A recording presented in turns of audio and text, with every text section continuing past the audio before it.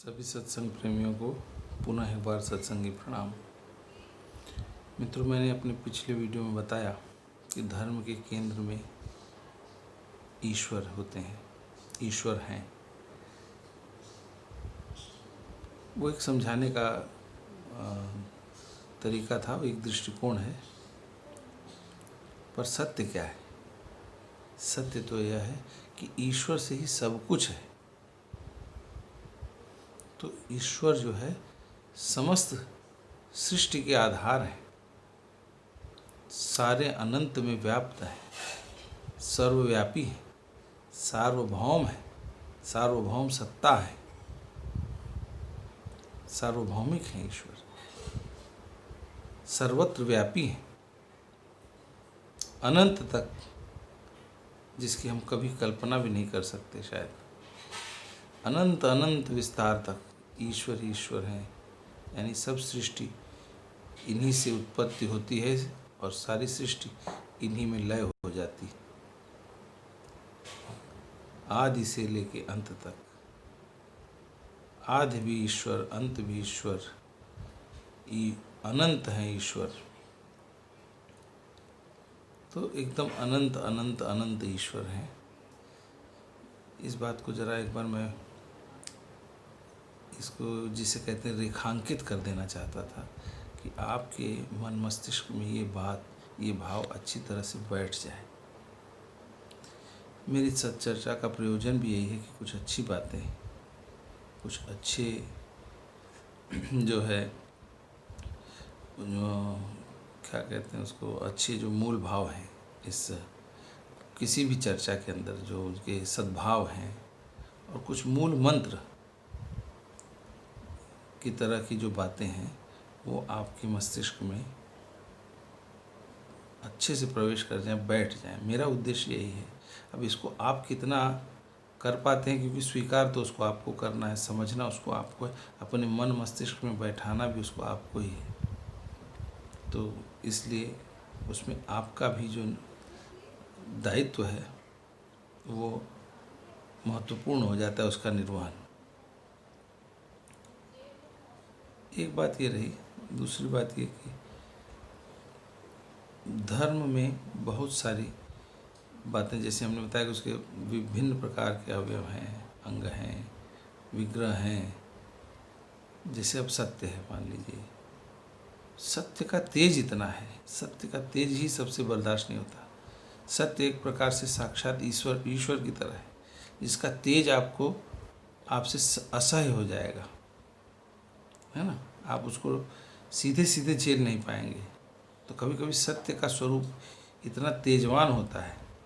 अब लोग कह देते हैं आम चलन की भाषा में कि सत्य कड़वा होता है।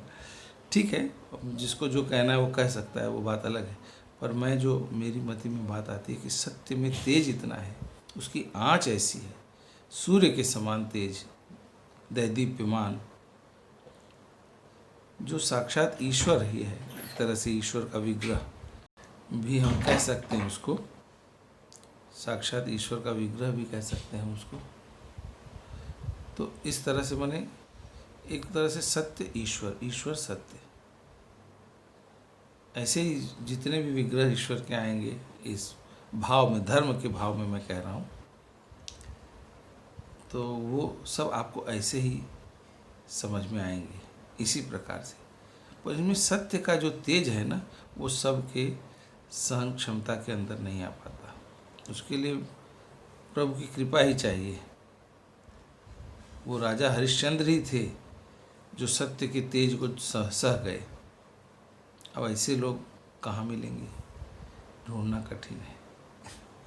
खैर, तो आगे ये कहने का अभिप्राय ये था कि सत्य, जैसे एक सत्य ईश्वर है, ईश्वर सत्य है, उसी प्रकार ईश्वर दया है, ईश्वर भक्ति है। वही जो धर्म के लिए हम कह रहे हैं, यानी ईश्वर धर्म है, यानी धर्म भी उस ईश्वर में ही लीन हो जाता है। उन्हीं से उत्पत्ति होती है और उन्हीं में धर्म का भी लय हो जाता है। और सिर्फ इतना ही नहीं, समूची सृष्टि का भी वही है। ये बात यहाँ मैं प्रतिपादित करना चाहता हूँ।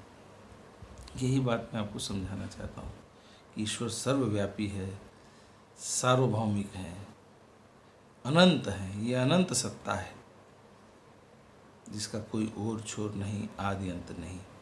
वो ईश्वर है और ये हमें धर्म बतलाता है। धर्म के मार्ग पर चलकर समझ में आता है। ये हमें सनातन पंथ बतलाता है, हमारा सनातन धर्म बतलाता है, सिखलाता है। हमें ईश्वर की समझ देने का एक प्रयास, एक सार्थक प्रयास करता है। इसलिए इस सनातन धर्म को मेरा नमन है, कोटि कोटि वंदन है। धर्म को मेरा नमन है, कोटि कोटि वंदन है। और धर्म में कि जितनी भी अच्छी बातें हैं सबका समावेश है। समय समय पर सारी बातों का, जितने भी सद्भाव हैं, जितने भी सार्थक बातें हैं, सभी का समावेश है। पर कभी कभी क्या होता है कि हम काफ़ी समय व्यतीत हो जाने के बाद, जैसे अगर आप कोई कहीं छोड़ दो ऐसे ही और ऐसे ही झाड़ियाँ उगाएं और इस प्रकार से बेलें इधर उधर फैलने लगें, कोई उनका उपयोगिता नहीं है जैसे, इस प्रकार तो धर्म के मार्ग पर भी कभी कभी ऐसा होता है कि लंबे समय तक अछूता रह जाने के कारण, लोग उधर ध्यान न देने के कारण धर्म के नाम पर कुछ रूढ़ियाँ या अंधविश्वास भी पनपने लगते हैं। उनसे हमें बचना चाहिए। जो झाड़ झंखाड़ हैं इस प्रकार के, तो उनसे हमें, जो निरुपयोगी ही नहीं है बल्कि कष्टकारक भी हैं मानव मात्र के लिए, प्राणी मात्र के लिए, सृष्टि में भी एक प्रकार से देखा जाए तो उनकी बहुत अधिक उपयोगिता नहीं है। तो हमें धर्म का मार्ग प्रशस्त करते रहना चाहिए। तो इस प्रकार से हम अगर धर्म के बारे में विचार करेंगे तो हम अवश्य ही धर्म के मार्ग पर चल पाएंगे। आज इतना ही कहकर मैं आज की चर्चा को यहीं विराम देता हूँ और सभी को, सत्संग प्रेमियों को सत्संगी प्रणाम कहता हूँ। प्रभु को प्रणाम करके आज के लिए आप लोगों को धन्यवाद कहता हूँ।